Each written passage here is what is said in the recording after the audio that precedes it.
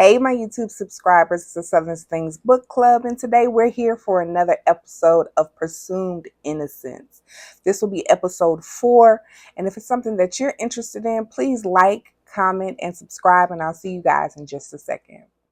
May need this nugget of encouragement. Things will be alright, so quit your worry.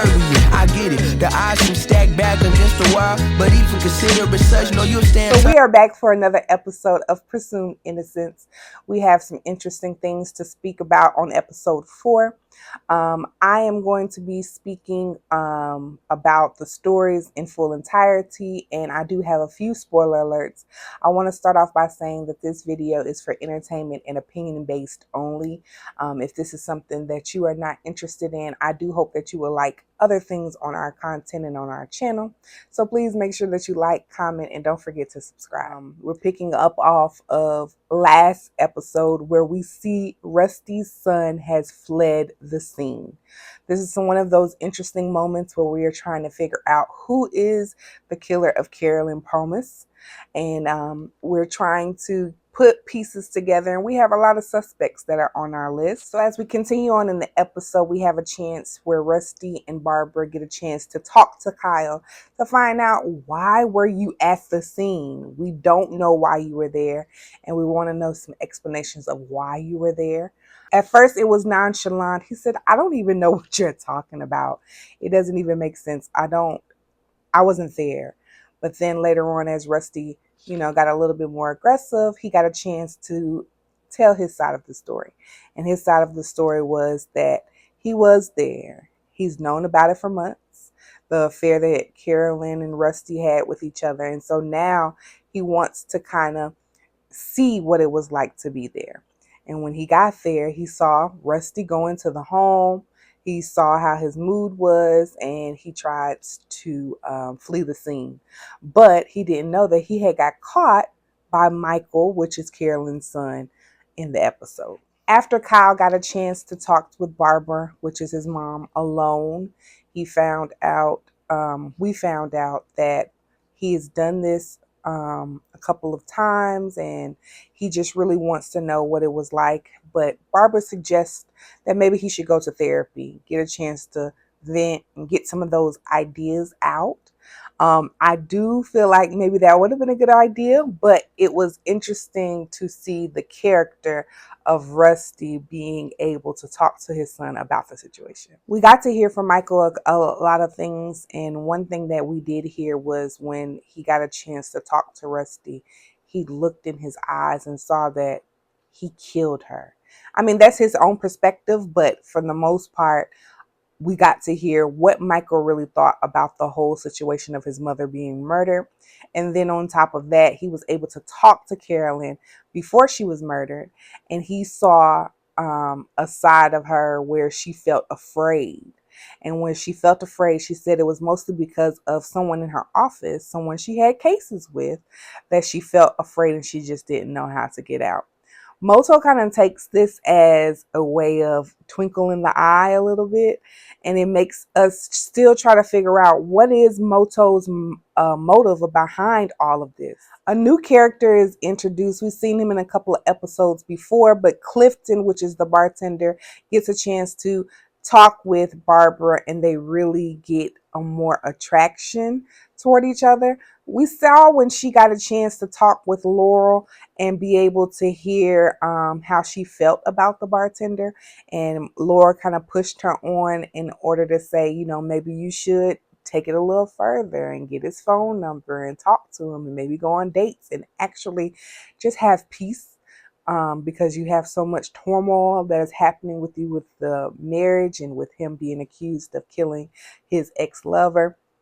So we do get to see the interaction and the chemistry that Clifton and also Barbara has. And then we also see how intimate she wants to be with him, but she's trying to play it safe and be as faithful as she can to Rusty. Now, I'm not going to lie, my money is still on Barbara. That's my spoiler alert that I have for you guys. And I also have reason for it. If it's something that you're interested in as far as the full book entirety, because this was done by a book, I do have that linked in the description box, but like I said, because of what I've read and what I've seen, and as the story is continuing on, I really do feel like my money is on Barbara. But this episode, we do see how she wants to do anything she can to protect her children. With Kyle being in the picture of fleeing the scene, she gets a chance to be able to kind of protect her child. And this scene, she actually is scrubbing the bike that Kyle was seen fleeing the scene with so that he doesn't get mixed up in this. So I thought that was kind of protective as a mama bear, but of course, we're trying to see, who really did kill Carol. And this is one person that we can now put onto our suspect list that wasn't there before. So it should be interesting to see how this plays out. Also, the point where she was able to say that, Rusty, I don't think you understand that sometimes you forget that my child is black. And we all know how sometimes we see families and we see how some of them get torn apart by police and for violence. And so I do thought that that was a valid point, but it was interesting to hear it being said from her, because I'm not even gonna lie to you. If we look at these people, we have all different types of shades, right? But it just didn't seem like this was a black person. I don't know what type of ethnicity that she thought they were trying to portray here, but it didn't seem like, they were black, but that's my own opinion. So the evidence has changed a little bit. So now we have Michael, who's taking pictures of Rusty. We also have Kyle, who has fled the scene. We have this new character, which is the bartender. And then we also have another character by the name of Brian Rossett. Now, Brian Ratzer is the person who, in the Bonnie Davis case, left a sample with her. Remember, there were two samples that was left behind, and one of them was Reynolds. But now we found out that the second person is Brian Ratzer. And so Rigo and Rusty decide to go to the home to try to investigate more, because of course we're still looking for more leads that can lead to the killing of Carolyn. So they decide to go to the home this time and talk to her. Now Rigo let Rusty know, I understand that you got a temper. I know how you move. So let me forewarn you now. Please don't go in here and lose your temper. Please don't go in here and say anything. Let me do all the talking and then we can figure out what happened. Rusty does the complete opposite and interrogates the guy to the point where he's agitated and he loses it. And so they have to leave the house. Once they leave the house, we're hoping, because Rigo left her card, that he'll be able to talk to them and give them some more information. But he's so agitated at this point, I don't think he's going to end up saying anything. So that's pretty much a dead lead. Later on, we find some interesting information about Rusty, about certain times that he left and was able to do certain things throughout the day of Carolyn's murder. We did notice that he was at the office, but he was texting Carolyn several times. She was not responding. He left at a certain time, about 8:30, and was able to go to the bar, get a couple of drinks, and then she finally texted him to come on over. Once he got that text message, he went straight over, was there about 8:45-ish, and then he stayed. Now, this is where it gets kind of conflicted, because Rusty cannot put his story together exactly what happened. And he has went through several different scenarios in order to figure out what happened. And hopefully we get down to the bottom of it, because in that episode just pretty much kept it suspenseful and kind of confusing. Now, he stayed 51 minutes with Carolyn. Now, he did say that they argued, he did say that they kissed, but he couldn't quite remember what happened. Once he got home around 11:15, he said that he just felt like Carolyn played him and that she was just cruel of what she did when he left. After Raymond gets a chance to talk with DeLay and with Moto, we find out one key information before the episode ends for this one. And what we found out was that Rusty's skin was underneath Carolyn's fingernails.